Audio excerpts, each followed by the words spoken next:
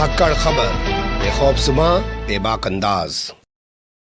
धाकड़ खबर के news room से मैं आपके साथ हूं अकरम रईस खान। आप सब लोग जानते हैं कि हमारे देश के यशस्वी प्रधानमंत्री जिन्होंने इतिहास रच दिया है 7 साल तक सत्ता में बने रहने का कांग्रेस की सरकारों के अलावा, और 7 साल पूरा होने के मौके पर आज उन्होंने 77वीं बार मन की बात की है। 7 साल पूरा होने के मौके पर 7 और बात की है 77वीं बार, यानी कि 7-7, यानी कि उन्होंने आज के दिन को खास तौर पे चुना था। वो जानते थे कि मन की बात जब करूंगा तो आज 77वां बार होगा, वरना 76वां बार भी हो सकता था, 70वां बार भी हो सकता था। लेकिन वो जानते हैं खिलाड़ी हैं इन तमाम चीज़ों में, और तमाम वो नई नई हेडलाइन नए नए जुमले गढ़ने के आदी हैं। जैसे बाद में कहा दिया जाता, अरे वो जो बात कही गई थी वो तो एक जुमला थी। खैर जाने दीजिए, उस पर जाएंगे तो बात लंबी हो जाएगी। तो उन्होंने 5 अगस्त 2020 को राम मंदिर के दिव्य भव्य राम मंदिर के निर्माण की नींव अयोध्या में रखी थी, उत्तर प्रदेश के।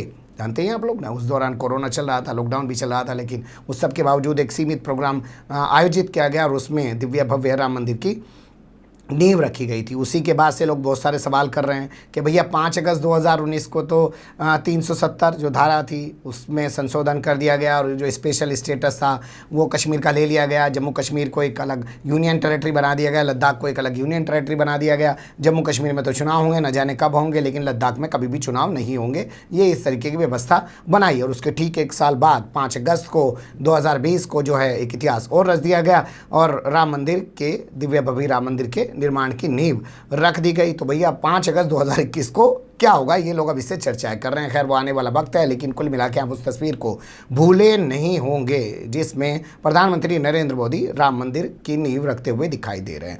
लेकिन अब खबर आ रही है कि साहब नेपाल में भी राम मंदिर बन रहा है, और वो भी उसी जगह पर बन रहा है जहाँ पे राम का जन्म हुआ था। तो इसके बाद एक नई बहस छिड़ गई है। कुछ लोग कह रहे हैं कि नेपाल इस तरीके की हरकत इसलिए कर रहा है क्योंकि वर्तमान समय में जो वहाँ प्रधानमंत्री हैं के.पी. शर्मा ओली, वो असल में चाइना को खुश करने के लिए सब कर रहे हैं और भारत को चिढ़ाने के लिए कर रहे हैं। जबकि प्रचंड जो हैं वो भारत के सपोर्ट वाले प्रधानमंत्री है या भारत की तरफ झुकाव रखने वाले हैं, लेकिन वो अभी सत्ता में नहीं है। पर कुल मिला के इस खबर को कैसे देखा और समझा जा सकता है, ये काफ़ी महत्वपूर्ण है। तो मुझे लगता है पहले आप कुछ सुर्खियों पर नज़र डाल लीजिए। तो आज के अखबार की कुछ सुर्खियां आपके सामने रख रहा हूं। अखबारों के नाम का जिक्र नहीं करूंगा, खबर लंबी हो जाएगी, आप देखना शुरू करिए। उस खबर में छापा गया है कि नेपाल के अंदर भी राम मंदिर का निर्माण कराया जाएगा, और ठीक उसी जगह पे राम मंदिर का निर्माण कराया जा रहा है जहाँ पे राम का जन्म हुआ है। तो अब यहाँ विवाद पैदा हो जाता है कि भारत में कहा जा रहा है कि राम का जन्म तो यहाँ हुआ है, नेपाल का कह रहा है कि राम का जन्म वहाँ हो रहा है, यहाँ भी मंदिर बनाया जा रहा है, वहाँ भी मंदिर बनाया जा रहा है। ये तमाम चीज़ें क्या कहलाती हैं? तो हेडिंग आपने देख ली, सुर्खियाँ आपने देख ली। अब इसमें लिखा गया है कि वित्त मंत्री यानी कि FM फाइनेंस मिनिस्टर जो हैं यहाँ के, विष्णु पौड़ियाल उनका नाम बताया जा रहा है। उन्होंने कहा है कि चितवन जो ज़िला है नेपाल का, वहाँ पे अयोध्यापुरी एक जगह है, वहाँ पे राम का मंदिर बनाया जाएगा, और इसके लिए जो टोटल बजट अनाउंस किया गया है उसी में से बजट आवंटित किया जाएगा। ये उन्होंने कहा। हालांकि उन्होंने उस बजट की कोई जानकारी ना मौखिक रूप से दी ना रिटर्न में दी। ये अखबारों में छपी हुई खबर के मुताबिक मैं आपको बता रहा हूँ। कहा गया है कि पशुपतिनाथ मंदिर जो है, जिसका जीर्णोद्धार होना है, जिसको रिनोवेट किया जाना है दोबारा से, उसके लिए ज़रूर 35 करोड़ के बजट का साफ साफ जिक्र किया गया है जो है खबर में। लेकिन राम मंदिर जो बनना है अयोध्यापुरी में, उस चितवन ज़िले के, उसका निर्माण पर कितना खर्च होगा उसका कोई जिक्र नहीं किया गया है। तो जब नहीं किया गया तो हम भी आपके सामने जानकारी नहीं रख पाएंगे। लेकिन ये खबर सामने आने के बाद बहुत सारे सवाल पैदा हो गए हैं। ये खबर तब सामने आई जब नेपाल में 1645.94 करोड़ का टोटल बजट पेश किया गया, यानी कि 1645.94 करोड़ का जो बजट है वो पेश किया गया। उसी में तमाम चीज़ें बताई गई हैं। लेकिन ये खबर उस दौर में सामने आ रही है जब वहाँ के राष्ट्रपति विद्या देवी भंडारी ने 22 मई को 5 महीने में दूसरी बार के.पी. शर्मा ओली की सरकार को भंग कर दिया है। 22 मई को भंग कर दिया और कहा है कि नवंबर तक चुनाव संपन्न कराएं। और ठीक पहले की तरह, जैसे पहले इस मामले को सुप्रीम कोर्ट में चुनौती दी गई थी और सुप्रीम कोर्ट ने राष्ट्रपति द्वारा सदन को भंग किए जाने को गलत ठहराया था और कहा था कि सरकार का गठन किया जाए। जिसके बाद के.पी. शर्मा ओली अब PM बने हुए हैं। प्रचंड ने बहुत सारी कोशिशें की लेकिन वो कामयाब नहीं हो पाए हैं। तो उस स्थिति में यह ऐलान किया जा रहा है कि राम मंदिर का निर्माण अयोध्यापुरी में किया जाएगा। तो ठीक जैसे सुप्रीम कोर्ट में पहले इस फैसले को चुनौती दी गई थी राष्ट्रपति के, इस बार भी सुप्रीम कोर्ट में इस फैसले को चुनौती दी गई है।